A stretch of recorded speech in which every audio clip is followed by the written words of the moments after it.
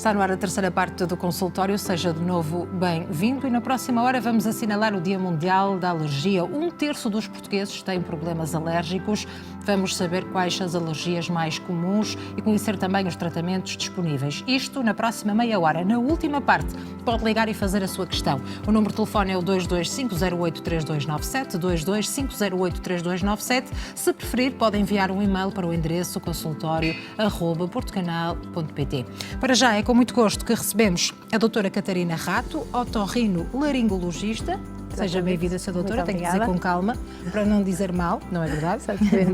Doutora, mais de 3 milhões de portugueses sofrem de alergias e imagino que as alergias respiratórias são as mais comuns. Exatamente. As alergias respiratórias são um dos principais motivos de consulta médica nos cuidados de saúde primária e também nos cuidados de saúde hospitalares. A alergia é importante, antes de tudo, e que vamos falar agora durante esta hora sobre alergia, tentar perceber então o que é que significa ter alergias. E eu acho que antes de passarmos a definir o que é a doença, que é ter alergia, nós temos que perceber o que é normal, como é que o nosso corpo funciona de maneira normal, e só assim é que conseguimos identificar alguma coisa que é patológica, que é a doença, não é? E, portanto, toda a população deve saber, não é, que nós temos um sistema imune, que é o que são as nossas defesas, e aqui o nosso sistema imune, nós em medicina até dividimos que tem uma resposta inata e adaptativa, ou seja, as nossas defesas contra os agressores, contra o meio externo, algumas nascem com o indivíduo, e há outras que vão sendo conquistadas ao longo da vida, não é? Há pouco ouvimos falar isso na primeira parte do programa. Sim. E, portanto, à medida que temos contacto com algum agressor, o corpo vai se defendendo e vai produzindo defesas em relação a isso. O que é que acontece na alergia? Ora, este sistema imune tem que funcionar muito bem, tem que estar muito bem orquestrado, tem que, para a resposta ser localizada e autolimitada, portanto, perante uma agressão, o corpo ativa as suas defesas, combate-as e acaba por ultrapassar essa situação. Na alergia, o que acontece é um bocadinho um excesso de defesas. O que é que isso significa? Que há alguns estímulos que são, para a maioria da população, inócuos e que não iriam causar nenhum problema, nas pessoas que são alérgicas, são estímulos que lhe despoletam uma resposta inflamatória. Portanto, elas são hipersensíveis a determinada substância a que nós chamamos de alergénio. Portanto, as alergias, no fundo, é isto. Nós também utilizamos o nome hipersensibilidade como sinónimo de alergias, e o nome diz tudo. É ser hipersensível a alguma coisa que para as outras pessoas não iria causar doença ou problema, não é? E, portanto, é aí que reside o que é ser alérgico, é ser hipersensível a um determinado estímulo. E é uma grande fatia da população portuguesa que é hipersensível a um determinado estímulo, não é? 3 milhões de portugueses sofrem de alergias. Os alergénios podem ser de vários tipos e, como disse, os respiratórios são dos mais importantes, são as alergias mais frequentes. Claro que existem alergias depois a alimentos, a venenos de animais e medicamentos também. Medicamentos, exatamente, mas as respiratórias são sem dúvida as mais frequentes. E a alergia, portanto, os sintomas provocados, claro que são danosos para o doente, para o seu dia-a-dia, a qualidade de vida interfere substancialmente, claro. O sono, não é? E tudo isso acarreta problemas na produtividade no trabalho. Portanto, estamos a falar aqui de uma doença que, como disse, é muito frequente e que, além de ser muito frequente, também tem um grande impacto no dia-a-dia das pessoas. E eu acho que a tendência é um bocadinho para desvalorizar o nariz, não é? Portanto, as pessoas não respiram pelo nariz e acham que é mais ou menos normal isso acontecer, mas não é bem verdade e, portanto, estas condições precisam de ser diagnosticadas e tratadas. Precisamente por dizer isso, já lá vamos conhecer os tipos de alergias respiratórias, mas pergunto-lhe, deve haver imensos casos por diagnosticar? Exatamente, sim, é isso mesmo. Por isso é que é importante este tipo de falar sobre estes temas e debatê-los, não é? Portanto, os doentes vão-se apercebendo, ouvindo falar do que é a alergia, do que é a definição, do que é que são os sintomas, vão estar aptos também para perceber que têm um problema e depois recorrer ao médico para tentar efetivamente estabelecer o diagnóstico. Eu diria, por exemplo, na rinite alérgica, então, portanto, em que há uma alergia que é localizada ao nariz, não é? O que é que acontece? Estas pessoas que são hipersensíveis perante o contacto com um alergénio respiratório, que pode ser, por exemplo, os ácaros ou que podem ser, por exemplo, os pólenes, vão estar em contacto com o nariz. A pessoa é hipersensível a isso, então vai assumir que está a ser agredido o nariz, não é? Em relação àquele alergénio. Então o nariz protege-se, chama várias células inflamatórias para o nariz e inflama. Pronto, e a rinite é o nome, a inflamação do nariz. Como é que isto se traduz para o doente? Traduz-se por sintomas de obstrução nasal, portanto ficam congestionados, quando as pessoas dizem que estão congestionadas, ficam com um pingo no nariz, portanto nós chamamos de rinorreia em termos médicos, portanto aquela águazinha que vai caindo, que fica sempre na pontinha do nariz. Tem muita comichão no nariz e nos olhos. Habitualmente nós até vemos estes doentes a entrarem no nosso consultório sempre a coçarem o nariz ou a coçarem os olhos. E tem muitos espirros. Portanto, os sintomas principais da rinite são estes: a obstrução, o pingo no nariz, a comichão e os espirros são os sintomas principais e que, perante a maioria das pessoas, até consegue estabelecer uma associação. Quando existe pólenes no ar, começa a perceber que algo não funciona bem no seu nariz. Esse não funciona bem é essa inflamação que existe no nariz, não é? É difícil ver o nariz, nós otorrinos conseguimos fazê-lo, mas a maioria das pessoas por dentro não vê como é que está o nariz. Mas estes sintomas significam que o nariz está inflamado. É diferente do que acontece na pele, que é inflamado e toda a gente vê, está vermelha, está quente, tem alterações. No nariz não dá para ver, mas traduz-se por estes sintomas e significa que existe uma inflamação dentro do nariz e que deve ser resolvida. Mas se por um lado há muitos casos por diagnosticar, por outro há casos diagnosticados, mas pessoas que se descuidam um bocadinho e que não cumprem as opções de tratamento, não é? Tratamentos que ficam por fazer e que podiam ajudar muito na qualidade de vida, interferir de forma positiva na qualidade de vida destas pessoas. Quais são as opções de tratamento disponíveis? Claro. Isso é um tema muito importante, porque a população, na maioria das vezes, quando procuram um médico, querem uma solução rápida para os problemas, não é? Portanto, querem tomar alguma coisa, tomar um medicamento e a situação fique logo resolvida. E isso não acontece na alergia, que é a dificuldade no tratamento destes doentes, porque é uma situação que é crónica, não é? Que não tem propriamente uma cura, ou não tem nós conseguimos controlar a doença, mas não tem uma cura rápida, que é o que os doentes procuram na maioria das vezes, querem chegar e senhor doutor, dê-me alguma coisa para isto ficar resolvido, e não é assim. Portanto, primeira parte do tratamento é educar o doente, e o que eu quero dizer com isso é o doente perceber então isto, perceber o que é a alergia, perceber que vai ter que lidar com isso de forma crónica, portanto ele é hipersensível àquele estímulo e que vai ter que aprender a saber lidar com essa situação. E depois, logo com isto, conhecendo a alergia, conhecendo o seu corpo e a sua reação, há pequenas medidas que podem logo ser feitas. Por exemplo, se uma pessoa é alérgica aos pólenes, existem já disponíveis na internet alguns boletins polínicos que aparecem até no Facebook, nos sites, por exemplo, da Sociedade Portuguesa de Imunoalergologia, e que tem disponível o nível de alergénios que existe no ar, de pólenes que existem no ar, e a pessoa pode adaptar algumas das suas atividades para, naquelas alturas, ter mais alguns cuidados redobrados, andar com os vidros do carro fechados, se for andar de moto, andar com viseira, coisas pequenas que pode logo fazer. Falávamos dos ácaros também há pouco no início do Sim, tínhamos programa, uma telespectadora que tinha essa queixa precisamente com o filho. Sim. Também há alguns cuidados que podem ser feitos, termos se possível não ter alcatifas, não é? Portanto, não ter peluches no quarto, lavar a roupa de cama frequentemente, são coisas pequeninas e que podem ajudar. Claro que não podemos que estas atitudes privem mais o doente do que a própria doença, não é? Claro, Portanto, não podemos dizer, existem pólenes no ar em grande concentração, a pessoa não vai sair de casa e deixa de fazer a sua vida. Não pode ser assim, não é? Mas sempre que possível, conciliar algumas destas medidas é a primeira parte para o tratamento. E depois, sim, existem outros tipos de tratamento, nomeadamente farmacológicos, e, portanto, farmacológicos é com medicamentos, que os podemos dividir também em dois grupos.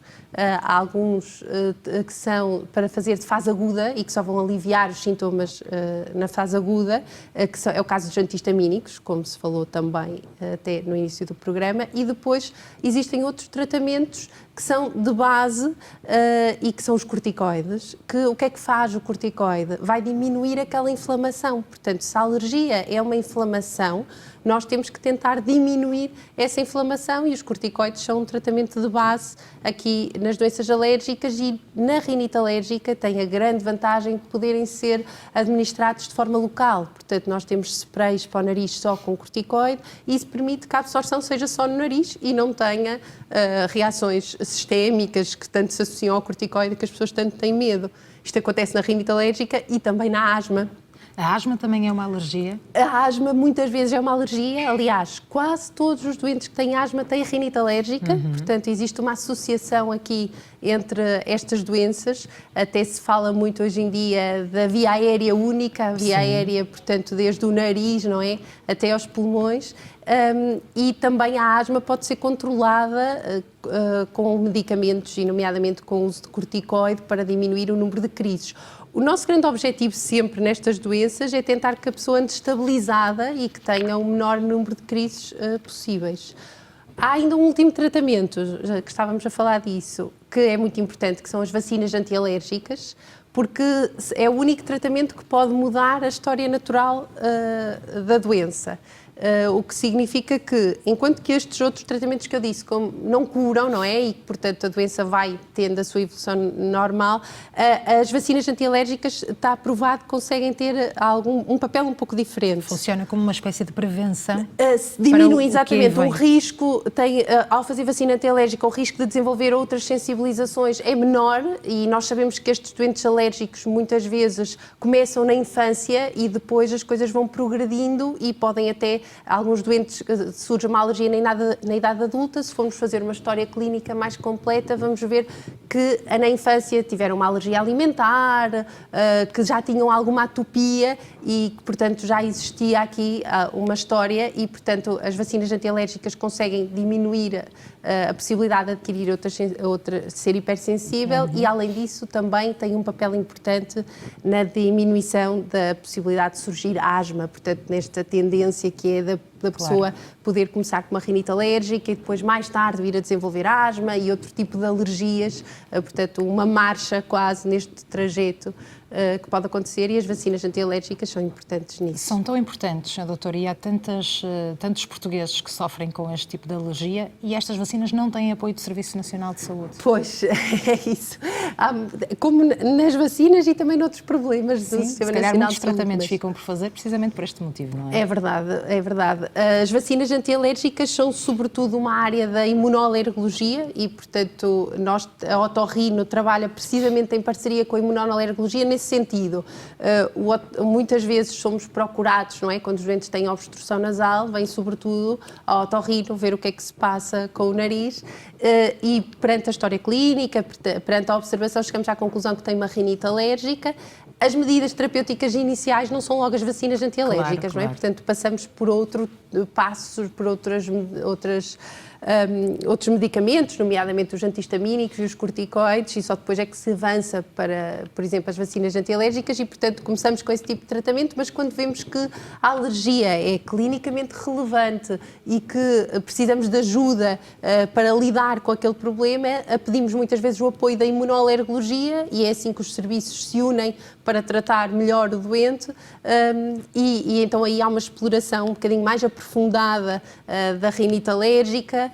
São feitos alguns estudos para sabermos ao certo qual é o alergénio, não é? Porque nós inferimos que é uma rinite alérgica pela clínica do doente, pela história, mas depois, se quisermos ao certo saber qual é efetivamente o alergénio que leva a esta resposta, temos que fazer testes e esses testes podem ser testes cutâneos ou podem ser testes através do sangue, de uma análise sanguínea e aqui a imunoalergologia ajuda-nos a aprofundar a origem origem daquele problema e depois passarmos então para a fase das vacinas antialérgicas, caso seja necessário. Vou aproveitar precisamente essa deixa para dizer que o Hospital Pedro Hispano em Matosinhos realiza estes testes cutâneos e provas de provocação e alergias e também fármacos. Estamos a falar de alergias respiratórias, mas existem também alimentares, a medicamentos e precisamente a insetos. E nós fomos acompanhar uma prova dessas no Hospital Pedro Hispano em Matosinhos. Foi depois de sentir várias reações adversas ao ser administrada com amoxicilina, um antibiótico usado no tratamento de diversas infecções bacterianas, que Daniela foi encaminhada para uma consulta de teste às alergias. Já muitos médicos me receitaram a amoxicilina e eu fazia certas reações ao medicamento. Numa consulta com a doutora Rosa, achámos melhor, a doutora achou melhor fazer o teste para ver se realmente era alérgica ou não. E falamos de que reações alérgicas? Diarreia, vômitos, sentia palpitações, cheguei inclusive a ter uma amigdalite, vi para o hospital e a receitar uma amoxicilina. Eu tive mesmo que parar porque eu estava-me a sentir mal. O teste é dividido por 3 fases e procura despistar possíveis reações alérgicas a fármacos. Primeiro é com um fármaco diluído, numa concentração de X miligramas, em que temos uma tabela baseada em ensaios clínicos e, portanto, testamos e fazemos o primeiro teste, que é o teste PRIC, que consiste em colocar à superfície da pele o fármaco, uma gota do fármaco, arranhar a pele para que o fármaco penetre na pele e aguardarmos um X tempo, neste caso 15 minutos. Se evoluir para positivo, e neste caso teria que formar uma pápula, nós consideramos o teste positivo, com avaliação médica, paramos o teste, se der aquilo que nós consideramos negativo. Evoluímos para a segunda fase do teste, que consiste em fazer com um fármaco mais diluído, portanto com uma concentração inferior, porque o risco é maior, um teste intradérmico, que consiste em colocar uma gota desse fármaco por baixo da pele e aguardamos um X tempo. As reações que habitualmente temos e que são expectáveis é apenas a nível de pele. Pode, eventualmente, termos outras queixas e por isso temos que vigiar, como pruridos, como náuseas, como vômitos, se os testes forem positivos. Geralmente, como são com concentrações baixas e estudadas, as reações são apenas cutâneas. Se der negativo, o utente passa para a terceira fase do teste, que será as provas de provocação. Na prova de provocação já consiste em administrar o fármaco de forma faseada, é um ato médico, portanto, e em ambiente mais controlado. Se o utente não reagir, é considerado um teste negativo e pode fazer o fármaco. Se o utente reagir, não pode fazer o fármaco. Já no Hospital de Dia do Pedro Hispano, Sara Queiroz aguarda os resultados da prova de provocação medicamentosa. Com o mesmo tipo de alergia a um antibiótico, este teste é a última fase da avaliação e permite, em ambiente controlado, averiguar as reações do doente ao tomar diretamente o fármaco. A medicação é administrada de meia em meia hora e possibilita avaliar o nível da alergia e encontrar novas soluções de tratamento. Eu faço alergias a certos medicamentos e há antibióticos que já não estou a conseguir tomar e viemos cá para testar uma família nova de antibióticos. Na primeira vez, um choque anafilático bastante grave. A segunda, um mais pacífico, mas coisas assim do género. Inchar mãos, inchar a cabeça, inchar a barriga, deixar de respirar. Eu normalmente ando sempre com uma caneta junto comigo, que é a Anapen. Caso não consiga chegar ao hospital para me injetar, e até agora nunca foi preciso, consegui chegar sempre a tempo, mas é por causa de evitar essas coisas que estou cá hoje. É assustador, tenho mesmo medo. Mas até agora, este que estou a tomar agora está a correr tudo bem. A alergia aos medicamentos pode ir desde sintomas muito ligeiros até sintomas graves e ameaçadores da vida, não é? Como já as pessoas já ouviram falar na anafilaxia, que os doentes com maior frequência designam como choque anafilático, é uma doença que ameaça a vida do doente em minutos, não é? Se nós não intervirmos no tratamento do doente, o doente pode morrer em minutos. E é muito importante, principalmente nos antibióticos, hoje cada vez mais se fala nas resistências aos antibióticos, nós percebemos se foi uma verdadeira alergia ou uma reação adversa. Porquê? porque pode limitar, sem dúvida, as opções terapêuticas dos meus colegas, não é? E estarmos a limitar um doente a usar um antibiótico que é com um espectro de ação mais baixo, mas eficaz, e a usar aqueles antibióticos com um maior espectro de ação que depois se traduzem nas resistências antibióticas. E para o doente é uma coisa que é muito incapacitante. O Hospital Pedro Hispano faz cerca de 3.500 consultas às alergias por ano. Na especialidade de imunoalergologia, além do diagnóstico a alergias medicamentosas, é feita a análise e tratamento de toda a patologia alérgica nas diferentes faixas etárias. Nós podemos fazer alergias a qualquer coisa, não é? Nós fazemos alergia a uma proteína, uma substância proteica, e podemos fazer alergias a tudo, desde pólenes, pós, alimentos, medicamentos. Virtualmente podemos fazer alergia a tudo.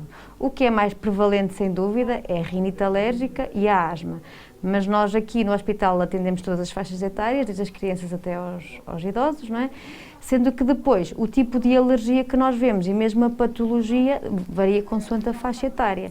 Nós aqui assistimos doentes com patologia alérgica respiratória, nomeadamente asma e rinite, patologia cutânea, como dermatite atópica, urticária, doenças cutâneas de alergia a medicamentos, também acompanhamos doentes com alergia alimentar e de uma forma menos frequente. Também, habitualmente, a parte da imunoalergologia também, não é? Temos a alergologia e temos a parte da imunidade. As doenças alérgicas são cada vez mais comuns na população mundial, afetando cerca de 30% de toda a Europa Ocidental. Em Portugal, de acordo com a Sociedade Portuguesa de Alergologia e Imunologia Clínica, estima-se que 1/3 da população sofra de algum tipo de alergia. E na última parte do consultório vamos continuar a assinalar o Dia Mundial da Alergia. Vamos continuar também na presença da doutora Catarina Rato e falar sobre alergias respiratórias. Já sabe que vai poder fazer a sua questão. O número de telefone é o 225083297 e tem a partir de agora 3 minutos para se inscrever, porque vamos fazer um curtíssimo intervalo, mas já voltamos. Até já.